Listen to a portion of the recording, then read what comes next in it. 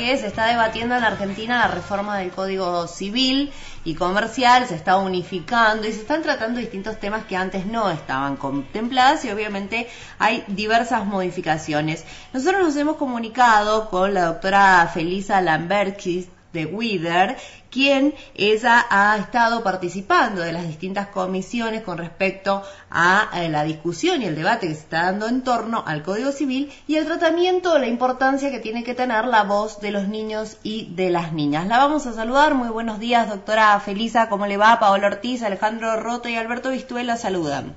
Bueno, buenos días, ¿cómo están?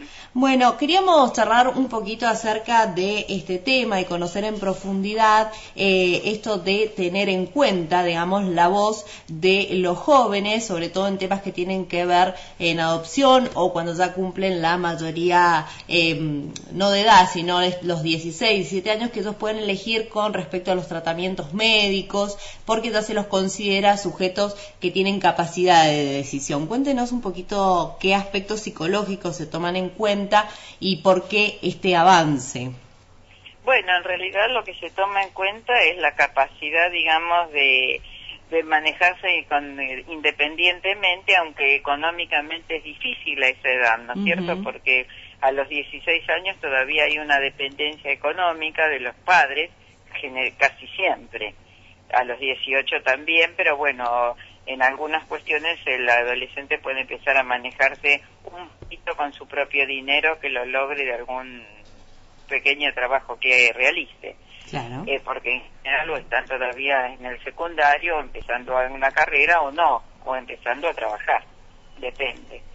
Pero digamos que hay cierta madurez psicológica que hace que uno tome en cuenta, porque no todos los casos son iguales, siempre hay que ver el caso por caso, porque el sujeto siempre es singular, ¿no es cierto? Y nosotros apuntamos a eso, a la individualidad, a no generalizar, pero en términos así de generalizar podríamos decir que apelamos a la madurez que nosotros veamos en un adolescente para decidir si puede él decidir o no, pero la voz se le escucha siempre, digamos, ante una causa que lo involucre, es importante escucharlo y es creíble en general su discurso.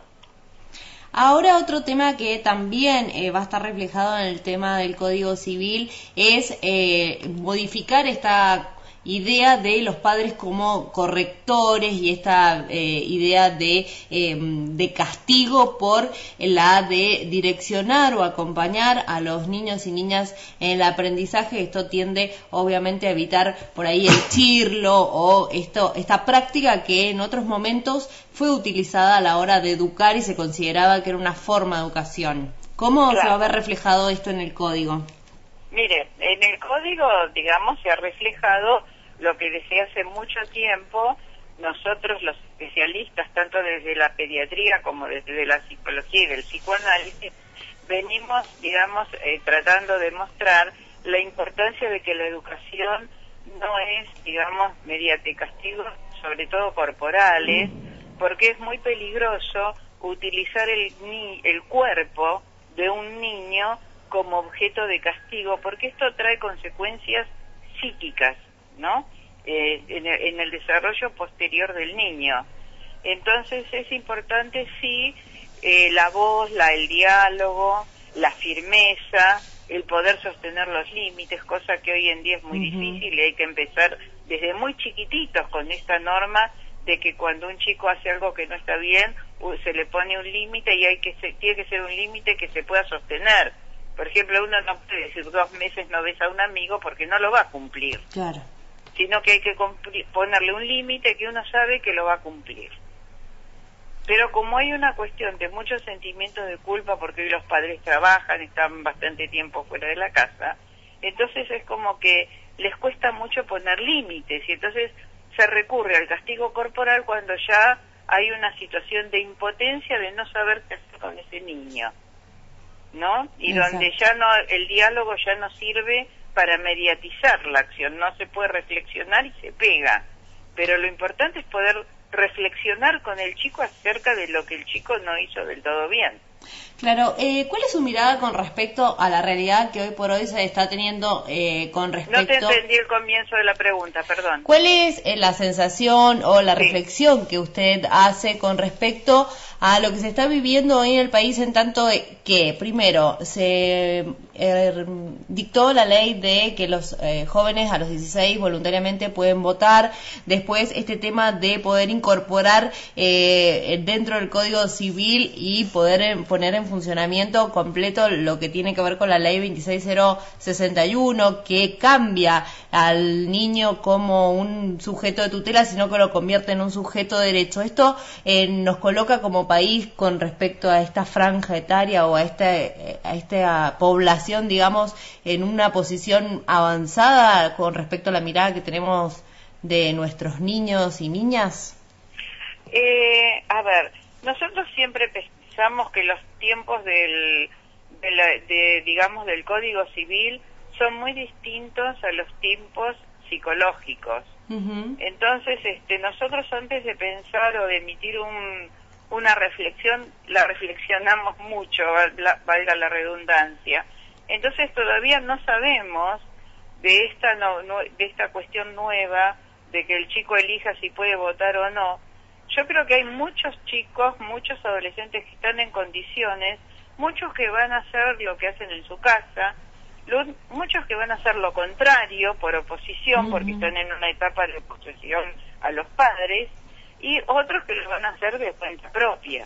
Pero no sabemos todavía, porque todavía no tenemos la experiencia de esta situación. Y esto es algo que merece una reflexión, ¿no es cierto? Que todavía no se han dado los tiempos para eso, a mi entender.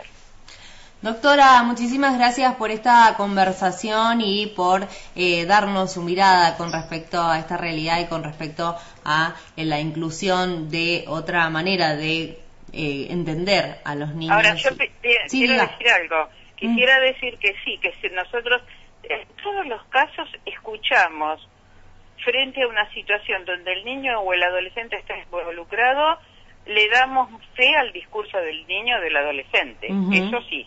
Eso quiero dejarlo bien claro. Bien, eso es muy importante a la hora de casos como abusos o de violencia. Exactamente, justamente por eso lo quiero reafirmar. Siempre la voz del niño y de la niña y del joven adolescente son las más siempre es creíble. Perfecto. Bueno, muchísimas gracias, doctora, le vuelvo a repetir, por esta conversación. Un placer y nos volveremos a comunicar en otro momento. Muchas gracias. Hablamos con la doctora Felisa Lambertsky de Wider, ella es coordinadora del Departamento de Niños de la Asociación Psicoanalítica Argentina, y nos comentaba acerca de estas modificaciones que se van a hacer en el Código Civil, que tienen que ver con considerar a los niños y niñas desde el lugar de sujetos de derechos, como lo establece la ley 26061. Vamos ahora sí a la tanda y enseguida volvemos. Radio a toda hora. Pública. La radio pública.